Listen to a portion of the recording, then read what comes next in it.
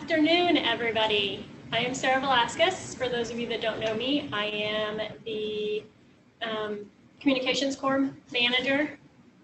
Apparently I'm supposed to speak louder, okay.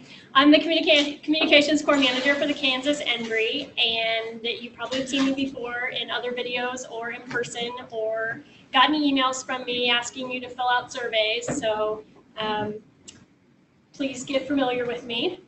Today we have a presentation about managing conflict presented by Dr. Paul, the department head of the Communications Studies here at Kansas State University.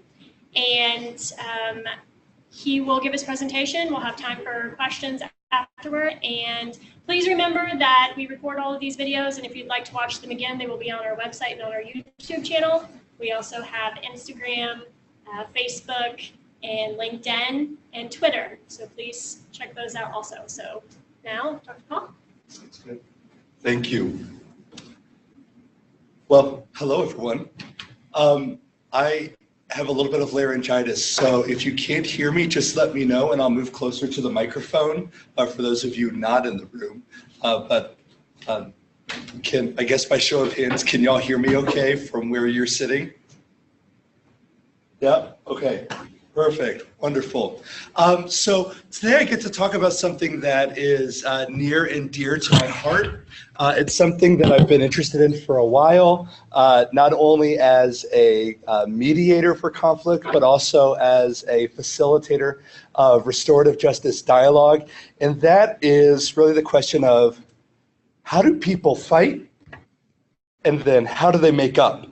So that's one element, but just in general, it's more, how do we manage conflict when conflict naturally arises? So I think we are, we're going to be going through this. My slides hopefully will show up there. But I guess what I can start off by doing is just generally asking the questions, if you can see these where you are. What are some words that come to mind when you hear the word conflict? Fight. Fight. Disagreement.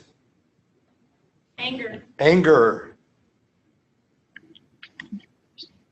Misunderstanding. Misunderstanding. Oh, Washington. Yes. Any other words that come to your mind? Okay, sounds good. If we could look at all of these words, do we generally tend to feel that those have a more negative bent, positive bent to them? Probably a little negative, right? In fact, that's kind of how we are typically socialized to think about conflict, is seeing it as a negative, as something that is destructive. In many ways, these are rooted in beliefs that we're trained to hold for some of us from a very young age, that harmony is normal and conflict is not. That disagreement should never be escalated. In fact, conflict might actually be a symptom of a personal pathology. I'm going to talk about this a little bit more, but there's actually a disease model of revenge that basically sees revenge in the workplace as if it were a disease that just simply replicates and spreads throughout the larger body of an organization. But what I want to make the argument is that conflict is not simply anger, conflict is not simply fighting, conflict is not even simply misunderstanding, but conflict actually has a positive element to it, or a potentially constructive element to it. In some ways, we should expect conflict as being a natural product of living with other human beings, right? So being here at K-State, being in the same lab, being in the same workplace, being in the same general area, you're gonna run into people who you disagree with. And to expect conflict never to happen is kind of unrealistic. So if we begin to shift the way we think about conflict into being something, into seeing it as something that's inevitable, as something that helps bring issues or problems or misunderstandings to the table, as well as clears out any lingering resentment. I don't know if any of you would classify yourselves as people who like to stuff conflict or stuff negative emotions when they arise. You would be considered the conflict avoiders or the smoothers. What happens as you stuff and stuff and stuff or shove it under the rug? What eventually happens over the days and weeks to come? it gets worse, and then eventually there's an explosion, and all of a sudden you confront the other person and you're like, I can't believe you did this same thing 5 months ago, 4 months ago, 3 months, and they're going, what are you talking about? You're just talking to me about it now? And then it just all comes rushing out. Conflict, or engaging the other party, actually enables us to be able to clear out that resentment, build understanding, and actually build relationships. So what I want to make the argument is that conflict doesn't actually have to be a negative. Conflict can actually be something that's positive and constructive, and that in many ways, the overall valence or direction of a conflict really depends on how we frame or view conflict, how we manage conflict, and then how we act after the conflict. So those are the three areas that I want to touch on over this 30 or 40 minutes, and also just talk about some general practices that we can be doing in our workplaces or in our relationships, because you'll find that these have applicability not just in terms of work, but also in terms of home or with roommates or whoever it happens to be, that can help de-escalate and help people to be able to move forward. So let's first talk a little bit about defining conflict. A lot of people use metaphors like explosion. We were just talking about explosion. Use discussions of winning or losing. So they talk about conflict in ways that draw on like battle metaphors or war metaphors. And I know of no one who in the middle of a game or in the middle of the war says, ooh, I want to be the loser. No one says that, right?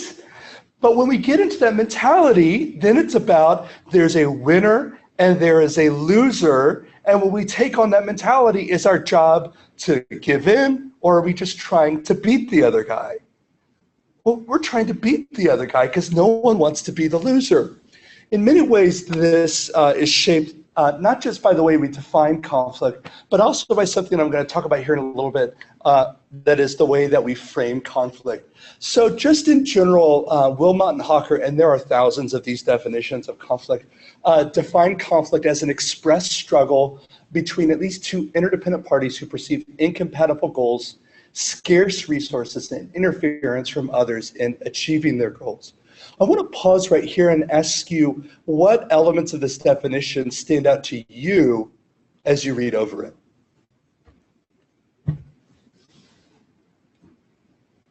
Yeah. The interdependence. Interdependence, right? So in other words, we're all connected. Have you ever felt it that when someone does something mean to you, what is that initial impulse? If we're having an honest moment of conversation here, you want to reciprocate it, right?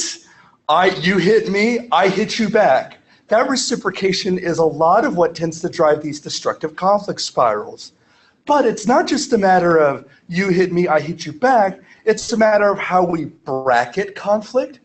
Do we tend to see ourselves as the instigator or the victim in conflict situations? We tend to see ourselves as the victim. In fact, I see it in my own children. All of a sudden I hear this blow up in the other room, and one of the very first phrases to come out of their mouths is, she started it.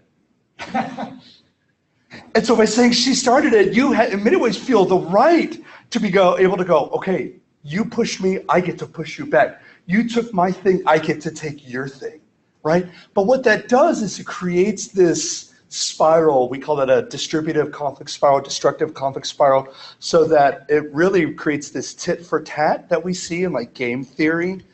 So competition begets competition.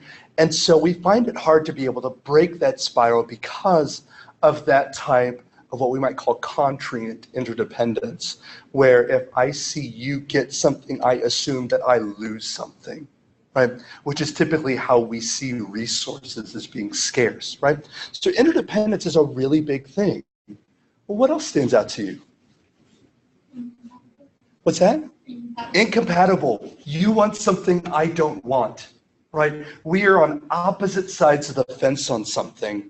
Have you ever gotten into a discussion and after about 30 minutes of what we might call intense moments of fellowship, you realize that you weren't actually far apart in what you believed in the first place?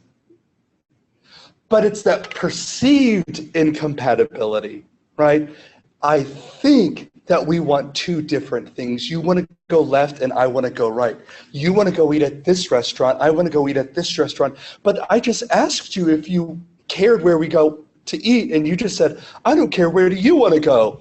And then you said, no, I don't want to go there. Well, what in the world, right? It's the perceived interdependence, right? I'm not describing anyone's lives at the moment, right?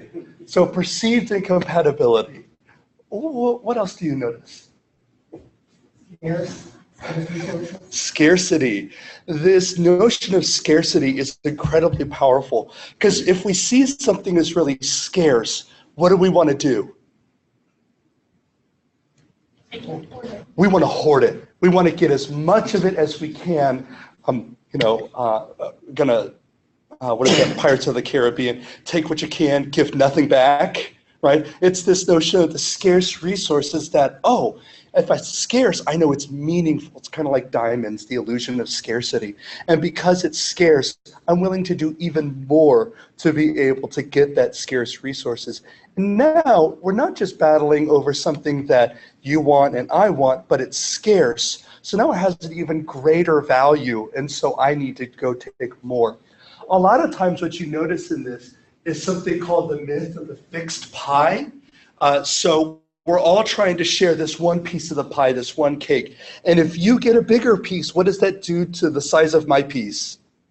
It reduces it. So we're stuck in this 50-50 split, this 60-40 split. Whoever's more powerful is going to get more. Because I'm the parent, I naturally get more of the pie than my children. And they say, that's not fair. And I say, tough, right? But it's that illusion of scarcity that says, well, wait a second, if you're getting, that means I'm losing. One way that we can begin to break that myth, because many times it is a myth, is to engage in what's called integrative negotiation. So whereas distributive bargaining is this zero-sum fixed pie type of work, integrative negotiation is the ability, and we'll talk about this here in a little bit, to expand the pie. Maybe it's not just cake. Maybe you also have ice cream. Maybe you don't like the cake, but you do like the ice cream. Great. Have all the ice cream. Give me all the cake. Life is happy, right? Or we find some way to meet other people's interests. Anything else that you notice? Others interfering with your goal. Yeah, you're getting in my way. You're getting in the way of my promotion. You're getting in the way of my raise. You're getting in the way of me getting a parking spot when I get here late. You're getting in the way of me getting the grade that I want. You're getting in the way of me getting the resources that I need to be able to fund my operation. Right? Now all of a sudden when I see the other person is interfering, now it becomes, I need to remove you because you are the problem. Right? You're the things that's interfering. And I also want to highlight this notion of goals. In many ways, we're all walking around with various goals that we have, whether those are tangible goals, money, office space, whatever. But there are also intangible goals that we have too. I don't know anyone who says, I don't care. I don't want to be liked. Or I don't care how people see me. Well, if they're saying that, they probably in some ways do care. They're putting out an image. But those face concerns and those relational concerns are also various goals that they have, right? So how do we become aware of people's tangible and intangible goals that they have, right? And what are some of the things that people are doing to be able to try to accomplish those goals? A lot of the ways that this manifests itself is through this process of conflict framing, or how we make sense of the world. So of course I come from a communication background, so I'm going to make the argument that the world that we live in is constructed through our language, constructed through the words that we use. It's not just some objective reality that we all can kind of see and it reflects on us similarly, but the words that we use help construct the worlds that we live in. Those words are what are part and parcel of this process of framing, or an indication of how we make sense of the situation, right? You are my enemy, right? or we are in the same college, or we might be in the same lab, but we're not really on the same team. We might be part of this alliance, but we're really working toward different goals, right? How we make sense of the world and ourselves is going to influence how we act, right? So I want to identify some different types of frames that are pretty important, because these are some important questions to ask not only of ourselves, when we feel that sense of, oh boy, there's something going on, there's something that's wrong, some important questions to ask ourselves, but also the other person. What is this conflict about? We might call this a substantive frame, right? What is the root cause of this conflict? What is it that I want out of this conflict? What are my outcomes that are both tangible and intangible? How do I want to act? How do I want this conflict to go? Because in some situations, it pays to be competitive. In other situations, it pays to not be competitive. So if you're confronting someone who is bull rushing you, maybe you want to reciprocate that behavior to stand up for yourself. So you want the process to start off competitively. In fact, what we know is that most conflict starts off competitively.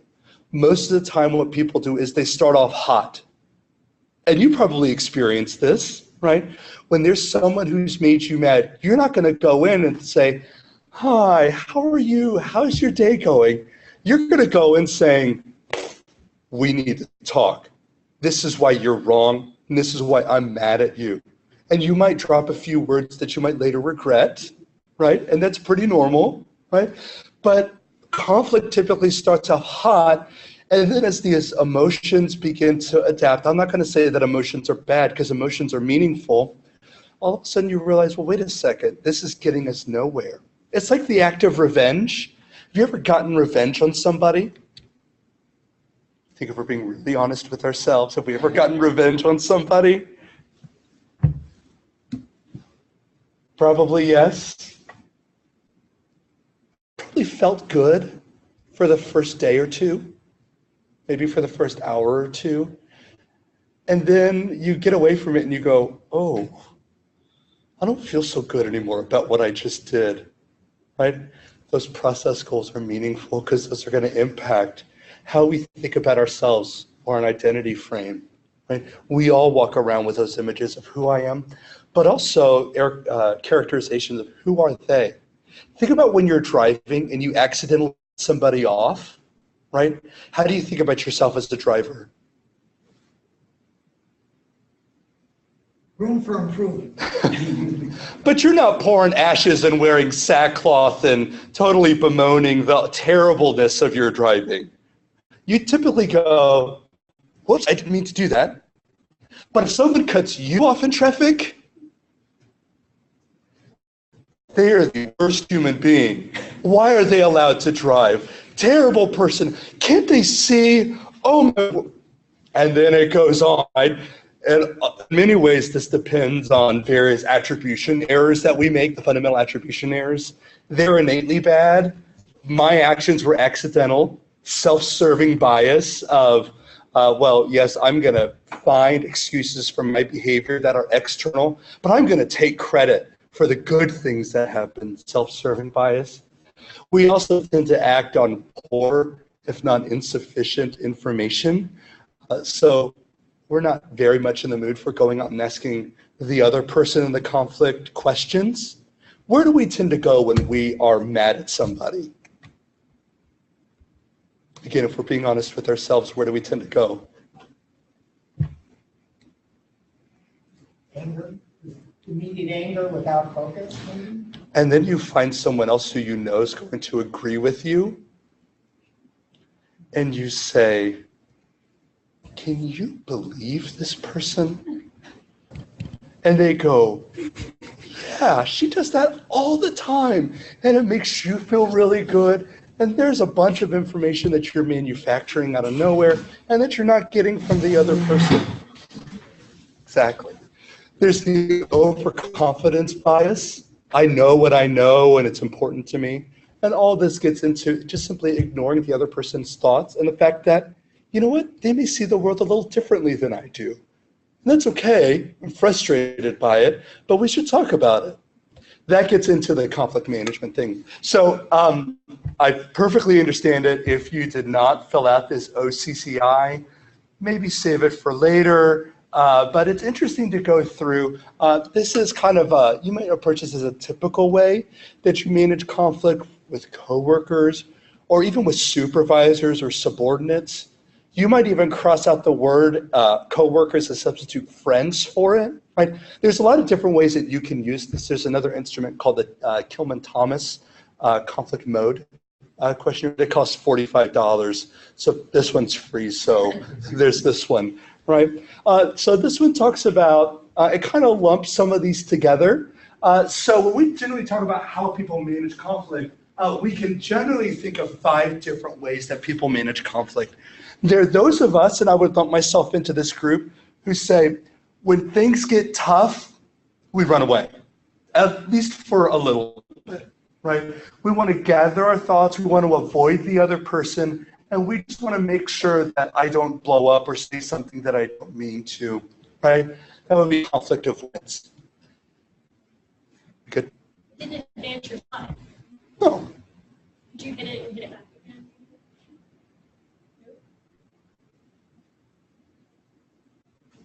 Okay. What do you guys see? What slide do you guys see? We see managing conflict. We have a They're good. Yeah, that's good. Okay, so you have the conflict avoiders who say when, run away. You also have the conflict accommodators. These are the people that when you ask where they want to go for dinner, they're the ones who say, I don't care, where do you want to go? Right? They kind of do away with what they want and pay more attention to your needs. Sounds nice, but what's the problem of constantly accommodating over time?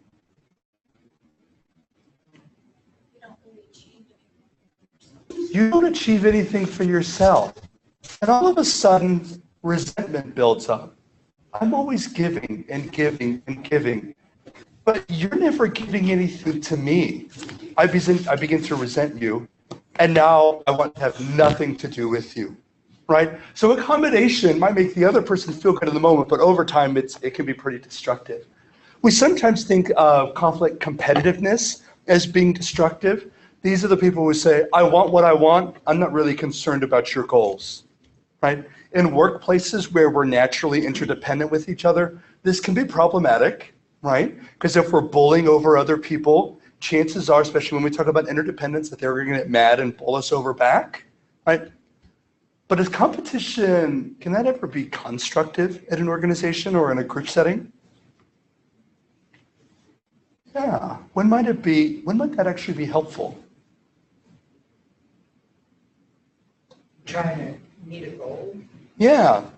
In fact, this is where research tends to fall, is that research generally sees that task conflict can actually be highly productive for groups. It's relationship conflict, the ones where people begin to take it personally, that begins to be destructive for groups. So have you ever heard the term the devil's advocate, right? Well, sometimes what do we think of the devil's advocate when we're sitting in a group with them? We don't like that person because they're always saying, yeah, but.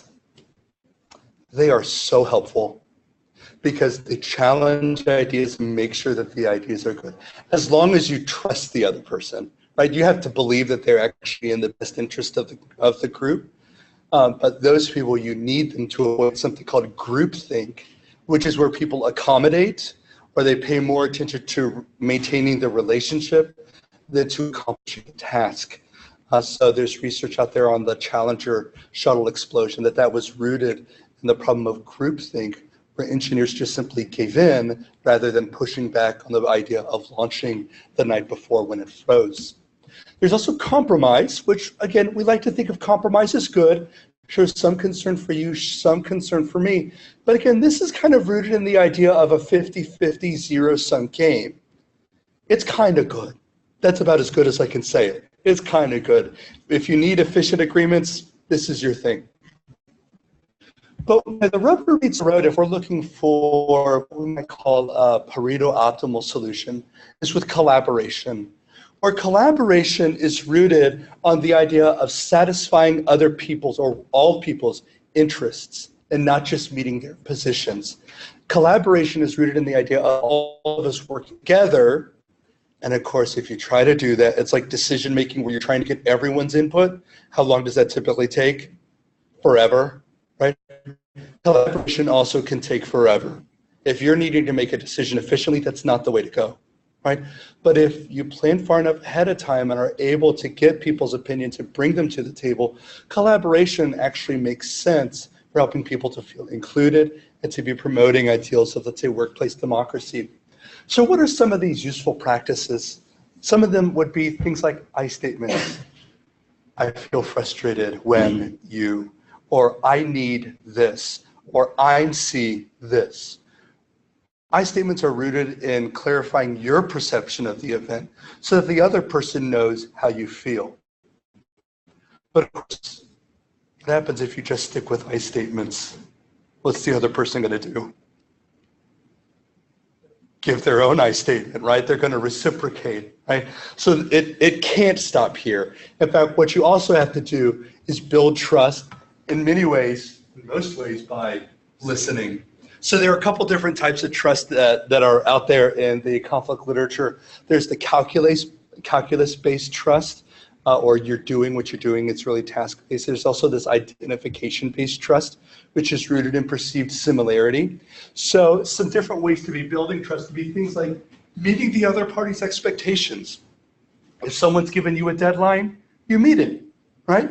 And typically if you do that over time, what happens to your responsibilities? They get bigger, they get more important, you begin to move up. Being around each other physically is pretty important, and this is interesting, especially as we talk about this geospatial or this non-physical space work that we do. So we're with people from lots of different areas. We're not really around them physically. We might see them through the apps, but that's about it. But being around people in person is one way of building identification-based trust.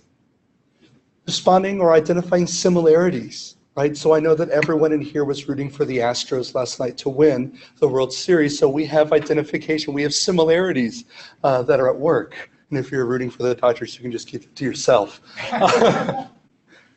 Keeping promises. If you say that you're going to do something, do it. Because we know what happens when someone promises to do work and they don't. If you've ever been a part of group work, I'm looking at the students in the room, and you say, okay, you're going to do this section and I'm going to do this section, and they come back the day that it's due and they haven't done this section, that feeling that you have welling up inside is, what's that? Not happy? I might go a little bit more intense than that. Anger and bitter, because your grade is riding on the fact that they did not keep their promises. And so you go to the professor, you go to the lab manager, and you say, this is not fair. We're all very sensitive to this notion of fairness. In fact, I would say that we all probably walk around with sort of these fairness sensors out there, that we're very keen on when I've been treated fairly, and especially when I've been not treated fairly. That's one of the importance of, I'm going to go off script here a little bit, it's one of the importance of something called procedural justice. So there's there's something called distributive justice is related to outcomes. If I get the outcomes I think I deserve, I'm good. Procedural justice is I want to be treated the same way as everyone else, right? I want to be able to have a role in the process. So if you're going to make a decision without consulting me and it affects me, I'm going to be really mad, right? Because voice is one of the key factors that heightens people's sense of procedural justice. So even giving people a chance to give their input helps people feel as if they have some ownership of the decision. Interestingly enough, even if the decision isn't what they want. They're less angry, they're less unhappy because they've had a voice in the decision. But I want to highlight this last bullet point right here. It's something that's so hard to do in conflict. It's the ability to listen. Because when we're mad at someone, what do we want to do? We want to yell at them, and we want them to shut up and listen to me, right? You just need to sit there and listen to how you're wrong, right? Don't make excuses, just be wrong. Sit there and be wrong. And not only be wrong, but you need to admit the fact that you're wrong and tell me that I'm right and shut up and listen more. Of course, what's going on in the other person's mind? Yeah, same thing. And they're getting bitter as you lecture them, and they're like, whoa, you are way off here, right? So the ability to ask questions is probably the key ability that transforms conflict from being destructive to being constructive. So blending in the ability to make statements and the ability to ask questions is what helps people move not from positions, this is what I want, to interests, this is why this matters to me, right? So we surface these interests of why something matters or why something's important by asking questions. Can you tell me more? Why is this so meaningful? Where is this coming from? Help me to learn about this. Of course, that requires keeping a level head, right? And actually being genuinely interested in the other person's thoughts. But it's a skill that that's useful. And then, of course, just simply following the process. Most organizations have outlined what's called a dispute management system or a dispute resolution system that says if you have a conflict, don't go running to your boss. Go talk to the other person about the issue if you feel safe, right? And once you do that, then you can take it to the immediate supervisor. Don't go gossiping to everybody else. Gossiping is like wildfire. It will run through the group, through the organization, and it will eventually spill out onto the social media interwebs, right? And then everyone else knows about it. And now all of a sudden, what was a problem that could be solved has now been exploded into a full-grown conflagration, right? It's a problem that's not easily going to be put out. But making sure that you follow the process, and if you're in a supervisory role, knowing the process and being willing to uphold the process yourself, right? That helps people build trust in that. What happens afterwards is in many ways dependent on what happens or how you manage conflict in the first place. There's research out there on what's called the Forgiving Organization by Fair and Gelfand. My dissertation was on forgiveness. A lot of the work that I do right now is in restorative justice. So when people mess up, instead of putting the screws to them and trying to punish them and make them feel pain, restorative justice is about how do we make the situation right and how do you grow and learn from your behavior by being accountable for making the situation right. So the way we manage conflict is in many ways rooted in these three practices of restorative justice, which is focused on making it right, not just simply making you hurt. On compassion, which is rooted in empathy or the ability to see things from the other person's perspective. And temperance, in many ways, the ability to hold back and not just simply lunge in. Right? But I think we can pretty much agree that restorative justice, compassion, and temperance take a whole lot more strength than just simply rushing out and hitting back and trying to make the other person feel bad. Tied in with those are some underlying values of things like benevolence or wanting the other person's best, universalism or being able to see multiple perspectives, having an altruistic stakeholder perspective of wanting the best for the other person and believing that they're wanting the best for you. And also recognizing that you work in a system where everyone is interdependent with each other rather than independent of each other. All of these help promote practices, and this is really, I would say, the penultimate part of this, that are focused or practices that help create constructive workplace environments where people want to stay. Practices like being able to forgive someone after they do something that you felt hurt by. Because let's face it, if we work together, we're going to get hurt. If we're around other human beings, that other human being's going to hurt us. and we're going to hurt the other human being at some time. The world does not do well if we're all just doing an eye for an eye. What's the saying? An eye for an eye leaves everyone blind, leaves the whole world blind, right? So being able to say, okay, you know what? I'm not going to come back and give you what you deserve, right? I am going to try to let this go and be able to move on and not dwell on the pain.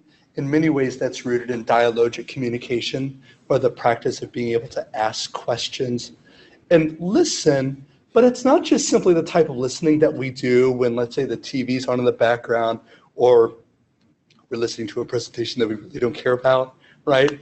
And we've all been in those classes where we've sat at the back and gone. And let's face it, some of the times we do that when the person that we're in conflict with us is talking. We hear this meh, meh, meh, meh, coming out of their mouths, right? Some people would call this real meeting, the idea that you are actually fully present, mind, body, and soul, when you're there talking with the other person. So not checking Facebook in the middle of an argument, right? Or not posting about the other person on Facebook when you're in the middle of an argument, right? Oh, you should see. Believe it or not, there are actually websites out there that are devoted to helping people get revenge on others. You can just Google, in fact, if you have computers up, Google, how do I get revenge? And various ideas will pop up. The whole idea of a glitter bomb envelope, where people would send these to people, their exes or their former bosses or whatever, where they would open the envelope and glitter would pop out at the other person. Now, I think we could say that that's not forgiveness. That's not dialogue. That's competition and the idea of getting back, right? And also collaboration, this notion that we actually do need to work together, and we do actually need each other, right? Because if we're interdependent with each other, if I hurt you, what's that going to ultimately do to me? It's going to hurt me too. The idea of cutting off your nose to spite your face. All right, so what does all this mean? It means that we begin to see conflict as being productive, which is influencing how we see the issue. Is this the worst thing ever known to man? Is this such a big deal? Is the sky falling? Probably not, right? But being able to put it in perspective and be around other people who can help give you perspective. Also tied in with how we manage the issue, not gossiping, right? Even though gossip, some people refer to it as the social glue that holds workplaces together. Right? Some people would say that gossip can actually be good for an organization. In conflict terms, it's incredibly destructive for an organization. But conflict actually shapes how people organize. Conflict in many ways is rooted at the heart of what we do. Conflict is not a bad thing. Some people would say that conflict actually gives energy to an organization as we manage these differences. And then how we organize also shapes how we do conflict, right? So all of these are interdependent. So I would actually leave you with the question of what type of organization, what type of lab, what type of group is it that you want to work in? Because that's going to influence how you manage a conflict, right? If you see yourself as part of that group, then realize that you're working with a teammate and not some, other person who's just ruining your life. Conflict can actually be good if we manage it productively. So I'm going to stop there, and I'm going to open the floor for questions. Happy to, what do you do in this situation, or flesh out more about this, or whatever. So I'm all ears for whatever questions.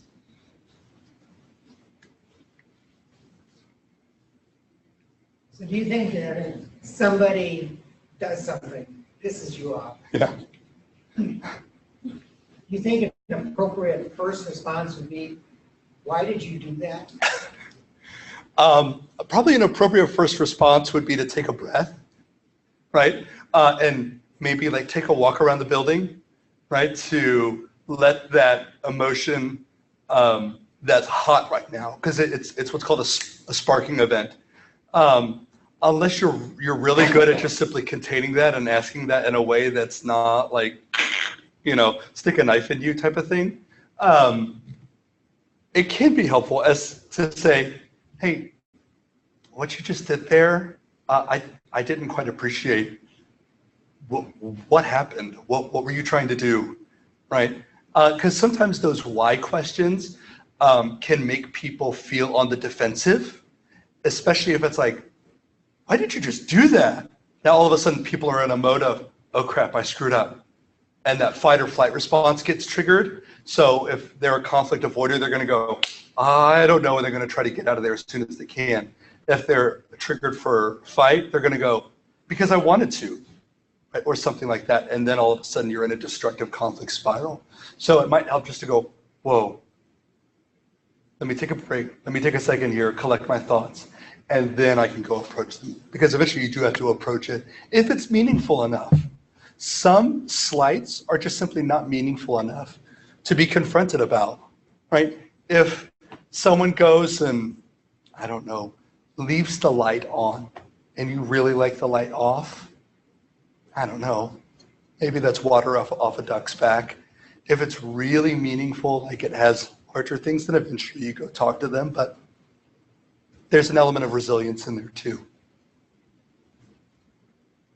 Did I answer your question? Okay.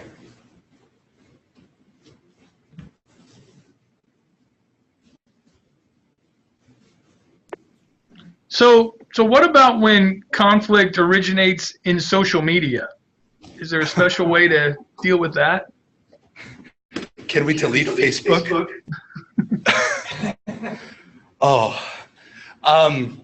Yeah, social media is the bane of conflict existence. So here's the problem. Now, let me just see if I can clarify. Are you talking about someone doing something like vague booking or subtweeting? I'm just thinking about, like, something happened, and instead of going to the person to, have some kind of rational conflict resolution, that the initial revelation of this conflict is broadcast to the world. Yes. Yeah, so subtweeting, vague booking, and otherwise, what we would actually call that triangulation, where you're trying to get some other party on your side and align the forces of good against the force of evil. It can be a real problem. Because now what that other person has just done by putting it on Facebook is harmed the other person's face. So we all walk around with ideas about how we want to be seen, but now when all of a sudden it's out there on Facebook, now we have an immediate reaction of either fighting back and saying, no, that's not me, or just trying to cover it up, or do things that will protect what's actually called our negative face, or our desire to be free from constraints. I would say that if you are the person who was the target of that Facebook post, it's going to take a lot, and it's going to feel like you have a load of bricks on your back. But being able to go to the other person and say, I saw this post, were you talking about me? And giving them the option of saying, oh, no, it wasn't about you, and hope that they're being honest about that. Or what that does is it brings the problem out in the open, because again, it's like shoving something under the rug. You can stay under the rug, but eventually you're going to trip on it, right? And it's just going to get bigger. It can be a little unnerving, but going to the other person and calling them on it and saying, hey, was this about me? And if they say yes, you could say, that was pretty hurtful putting it out there. Why didn't you come talk to me? And now all the issues become out in the open, and you hopefully have a place to talk about them. Of course, there may be, you may feel like you're in a one down or a powerless position where you don't feel safe talking to the other person. That's a great place to go talk to a supervisor or talk to a conflict coach. Here at K-State, I believe we have conflict coaching as well, and ask, all right, this happened. How should I do it? How should I respond? And that person can serve as a resource for you. And they can what's called game out or game play the situation for you so that you are kind of prepared for going in. Now, if anyone among us is the type of person where our initial response is to go out and put your junk on Facebook. I would say that this is an opportunity for growth, and that's maybe not the right way to handle conflict. And so, while uncomfortable, you should probably begin to get comfortable with the idea of going to the other person and saying, "Why did you do that?" Or "This really made me upset," or something along those lines. So, yeah, but putting it out on Facebook is one way of dealing with the problem without really dealing with the problem, because you really just get a bunch of people who will go in and pat you on the back, and the problem's still there. It's not like you've done anything about it. The other issue that it does is the longer you sit there and don't deal with the situation, you engage in something called rumination. Do you know what I'm talking about when I say rumination? You dwell on an event over and over and over. It's kind of like a fish story, right?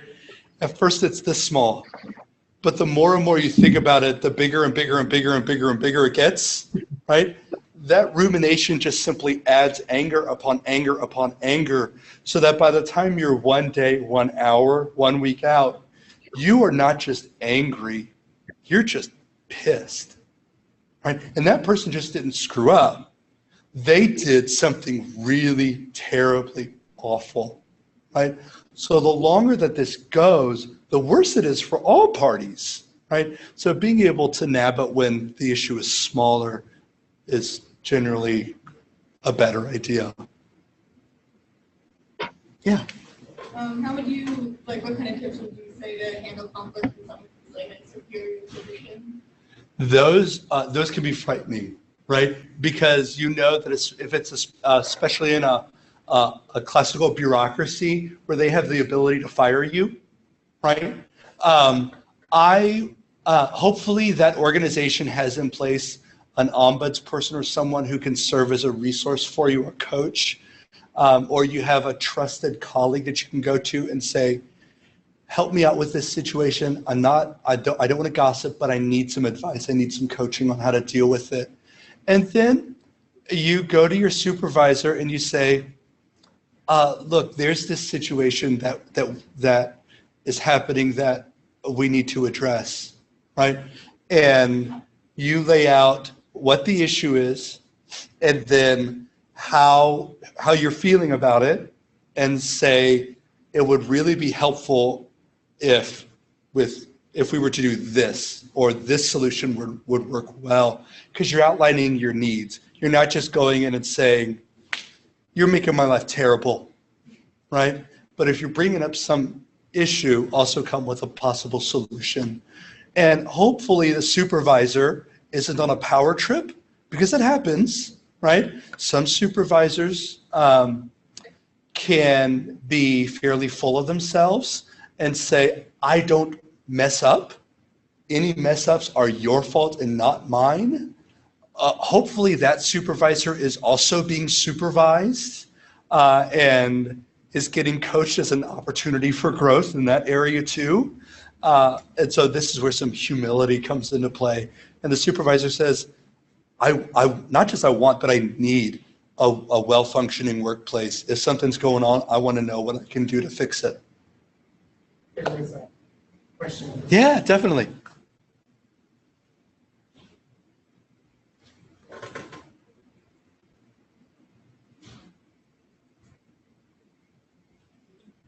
We can't hear you.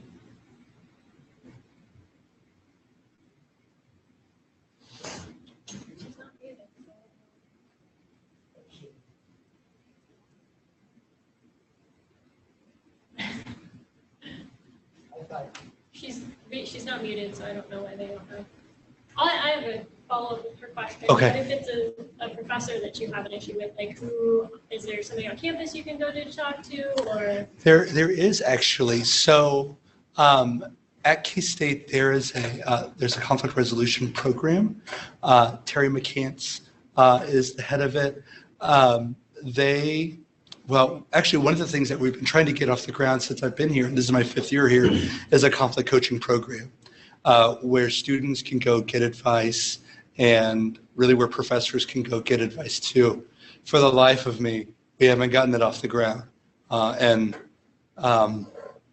can point to several reasons for why, but I would say if the issue is with a professor in a class, maybe going to your advisor and asking, as long as you trust your advisor to do that, and you've built up that relationship, that can help. But maybe getting advice, or taking some time to outline what is it that you need, or what are the specific issues, and going in not just being willing to make statements, but also willing to ask questions, right? So that you don't engage the other person's fight or flight response. Yeah. I mean, I've had people come to me and say, "Why did you grade me like this? This is terrible. You were smoking something when you graded me like this." And my immediate response is to shut down and say, "I'm not going to talk to you about this." But if you come in with "Hey, I saw this, can you explain?" And I might go, "Yeah, I don't know what I was thinking. Here you go, let's fix the issue." Right? It takes, hopefully you're willing to work together. But I mean, it's the same thing for roommates too, right? Roommates go to their friends instead of the other roommate to try to fix the problem with their roommate, or they go to the RA first, or they call their parents and their parent calls Dean Bosco, and then Dean Bosco calls the RA, who then go, just lowest level possible. Anybody else have any other questions?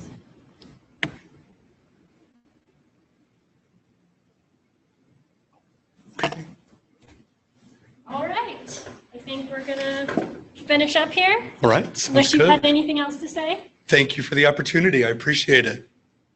Like I said, we record all these seminars. Dr. Burnett, can you mute your microphone? We record all these seminars, and I put them up on our website, and I hope to have this one up by tomorrow, so you can watch again if you'd like. And is it okay if I put that Yes. hand up on the website? I'll also put the handout on the website too, in case you didn't get it and would like it. So I appreciate everybody coming today, and remember to check our social media, and we'll see you in February for our next seminar.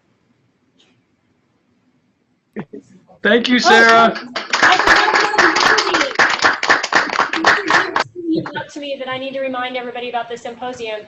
If you're doing a poster, and that's in January, if you're doing a poster or giving a talk, we do have past presentations on the website that about writing an abstract, about creating a poster, about giving a talk. Those are good resources, so definitely go and check those out too. And register by December 1st for the symposium if you're going. And please go, and please present a poster. We'd like to see that. We want to see what you're doing. So anything else? Anybody else got it?